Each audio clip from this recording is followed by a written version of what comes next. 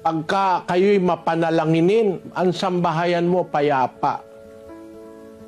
Pagka mapanalanginin ang mga tao, lagi kang may kasamang Diyos. Hindi ka niya pababayaan. Natutuwa ang Diyos pagka tayo sumasangguni sa Kanya. Ang pagsangguni sa Diyos, pagsusumbong sa Diyos, pagdaing, pag nga problema mo, sa Diyos mo sabihin, yun ang nakasulat sa Biblia. 4:6 ng Filipos, ganito nakasulat.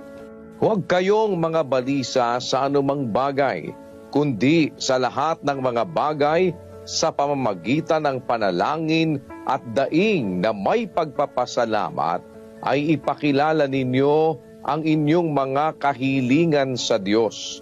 At ang kapayapaan ng Diyos na di masayod ng pag-iisip ay mag-iingat ng inyong mga puso at ng inyong mga pag-iisip kay Kristo Jesus. Tingnan ninyo ito sa karanasan ko po sa iglesia.